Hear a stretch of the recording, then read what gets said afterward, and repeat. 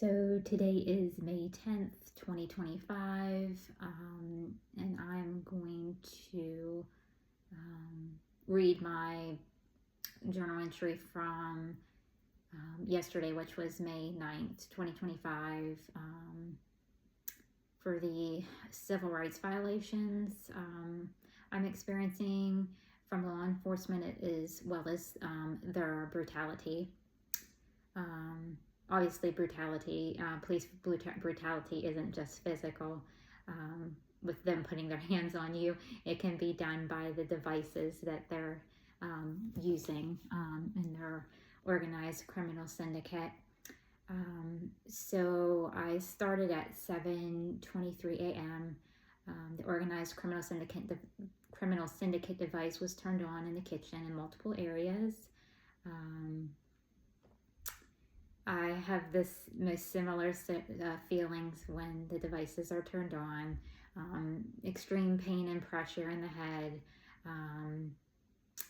At 7:27 a.m., the device was on while I was in the living room, sitting on the couch. At that time, I would have been meditating. So they clearly leave this device on when they would know that I'm meditating. I think that's excessive force. At 8:55 a.m., the torture device was on again from above while I was on the toilet and at the sink in the bathroom. At 9:04 a.m., the torture device was on above me in the kitchen while I was on my phone. At 9:18 a.m., the torture device was on me while working out. I had a feeling of a headache and weakness as well as blurry eyes.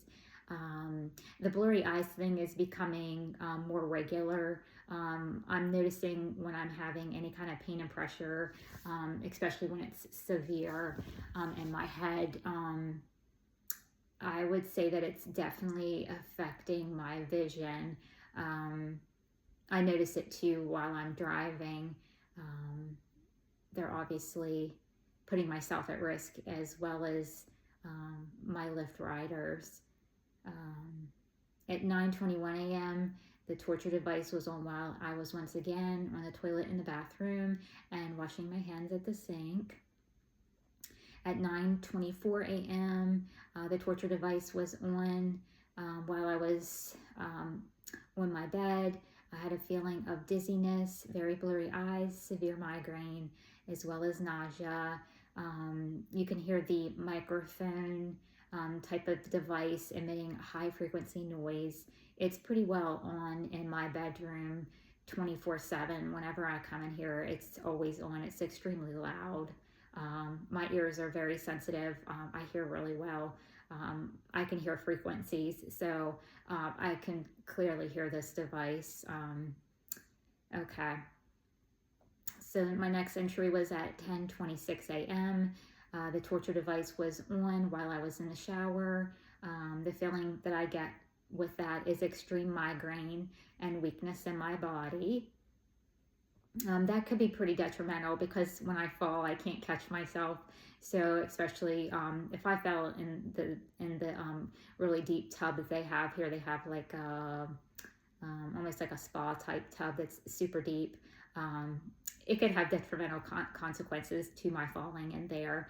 And they always seem to have the devices turned up, I would say, to their maximum capacity while I'm in the bathroom. I always feel extreme nausea while under that. I always have severe pain and pressure in my head with it. Let's see here. My next entry would be at 10:26 a.m. And that was when I went to use the phone to document what I was experiencing while in the shower. That was in the kitchen. Where my phone was located. At 10:41 a.m., the torture device was on me while I was getting ready at the sink in the bathroom. A feeling of severe pain and pressure in my head. All right, let's see here. At 11:28 a.m., torture device was on me again. When that was around the time I got in my car. And I also want to say I was feeling the pain, extreme pain and pressure in my head. And when I got to the end of the road where my apartment complex is, a sheriff's patrol car passed by while I was exiting the complex. It's so weird how every time I'm feeling this severe pain and pressure in my head, they're always around. And I feel like they're constant driving around and following me around, which is stalking. It's definitely, they're trying to intimidate me, as they try to intimidate every person, because their only real threat is of fear. And I do not fear them.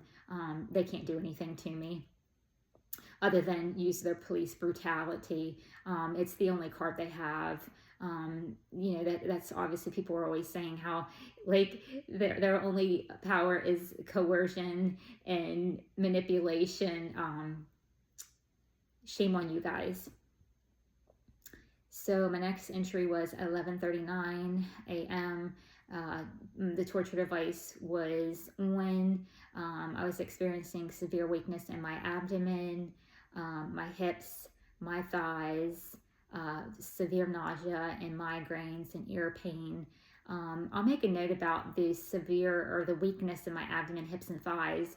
It appears that they might have placed another device either under my seat or under that area of my car.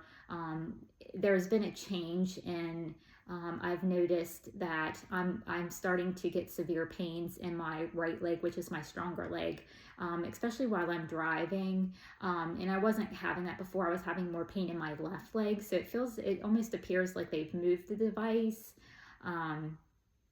So I'm starting to get pains from my hip all the way down my right leg, to probably around my knee area. And it almost feels like there's something underneath my seat area or something is also affecting my abdomen area. So my next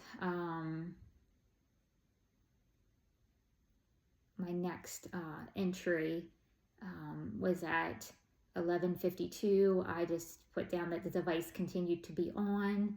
At 12:14 p.m., the device continued to be on. Same symptoms I always experience with the pain and pressure in my head, the feeling of pressure in my abdomen.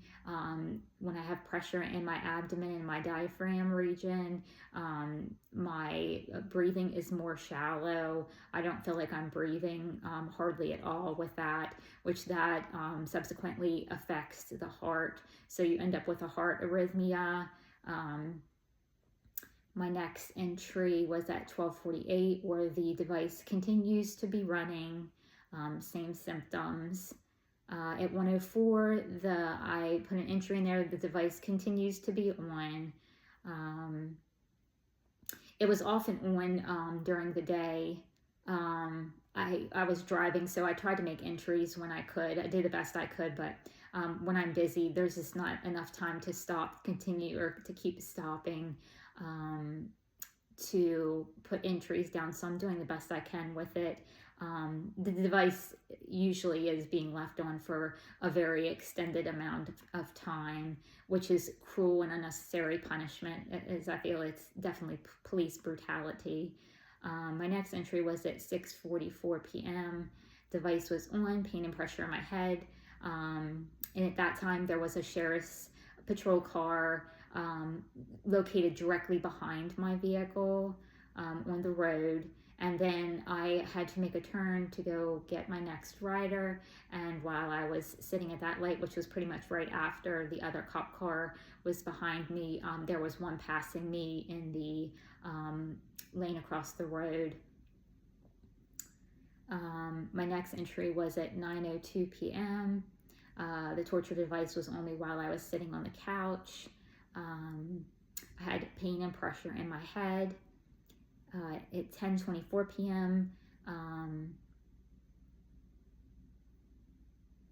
I went to go get gas to go back out to work after I stopped to have my dinner.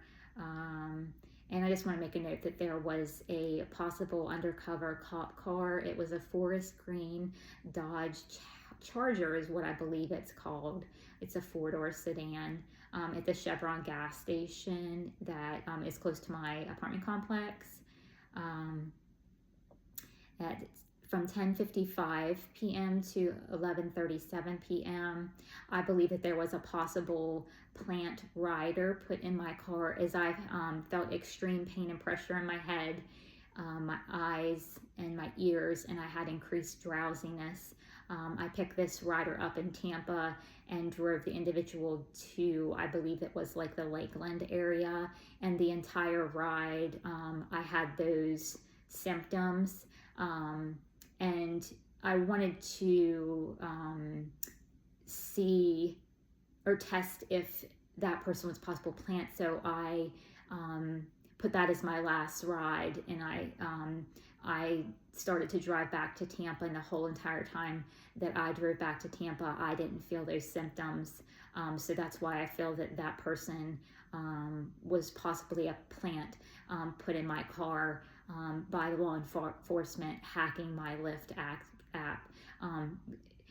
I always have these feelings when it's like somebody's in my car. It's definitely a higher intensity of pain and pressure in my head, and the feelings, the symptoms that I get are a bit more extreme when I feel like there's somebody in my car with a device. I also want to note when I got back into Tampa, a couple of the riders when I was dropping off, I noticed a couple times that that same forest green color Dodge Charger, if that's what it is considered, that four-door sedan that I believe is an undercover cop, was in multiple areas where I was dropping off my riders, and it's obvious that they have GPS trackers on my vehicle. I don't know how many devices they actually have on my car. I would say several. So they always know where I'm at, when I'm at, not to mention if they're using their hacker to hack into my Lyft system to put whoever in my car, they need to put whoever in my car. I would say that it also is affecting my the riders that I'm getting, because it seems like I get a lot of low dollar riders, or sometimes the riders will say it'll be like a $5 ride, and then I'll end up taking the person a good distance and it'll end up being like a $20 ride. So it's very bizarre. I would say Lyft, your app is definitely hacked by this hacker who's working for law enforcement. Oh, and I also want to make a note too that the Dodge Charger car that I saw, I did see an individual get out of that car at the one location I was dropping riders off at. If it was that same person, and it appeared that he had what looked like a Tampa Police Department uniform on. So he's probably either off the clock or because that's not the uniform that the undercover agents wear. They wear green pants, and of course they always have their tactical vest on. I met one the other night who I believe there was a plant in my car, and he was going to try to pull me over because he suspected that guy, so he says, was involved in an incident in the area that I picked him up, which I do not believe that. After the fact, I was feeling that was a total setup. But he told me I drove really well, so he couldn't pull me over for anything. And after I dropped the guy off, as soon as I let the guy out of my car, the undercover cop car, his police lights started going off. And so like when I turned around, I was like, I couldn't tell. It was really dark in the area I dropped the guy off at. It was an apartment complex, and I couldn't tell when I was going by them if that was the rider that I had dropped off or not, because I hadn't really looked at him. But I thought it was kind of mysterious that that was my last ride, and I came back to my apartment complex, which was pretty close. It was just right down the road. And by the time that I had parked my car in the complex, I would say that it was probably that same exact cop. He was walking towards me as I was getting out of my car. So if he really thought that guy was a suspect, why would he have followed me so fast? How would he have jumped in his car that fast and followed me to the apartment complex I live in? I just find the whole incident so mysterious. And of course, he wanted to know what the guy was talking about, which the guy was on his cell phone the entire time. It was a weird vibe. I kind of got a vibe that there was something off with the whole situation.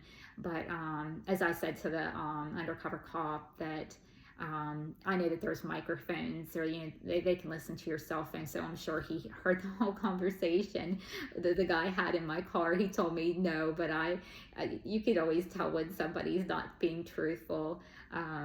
And I did let him look in my car just to see if that guy had planted anything, which I have recently learned never to do, and never to allow the cops to ask you questions. I should have said to him, am I being deposed, or am I free to go? So I've learned that. So for all of you, if anybody ever gets to watch this video, know your constitutional rights. There's so many videos online of how our constitutional rights are being violated. They literally tell you that with your Miranda rights, which, I learned too that they don't have to read your Miranda rights, but they're literally telling you in your Miranda rights that anything you say can and will be used against you. And so like a lot of the lawyers on YouTube are talking about, even if you're the most innocent person, they can take anything you say and use it against you and turn it and make you look like a liar. And they can lie, and there's nothing you can do about it. So it's very evident that there are a lot of innocent people going to jail and prison. It would be interesting to know the exact percentage of people who end up in jail or prison that are actually innocent. Our world is such an illusion that these people are actually out there protecting and serving us. Wow, it's such an illusion. So if anybody does see this video, please take your time to become a conscious individual and start watching, all these videos online on YouTube. But there's a wealth of information on your constitutional rights and how they're being violated by these individuals. So that's it for my journal entries for today and my soapbox. So I will try to get on tomorrow with what has happened today. So thank you.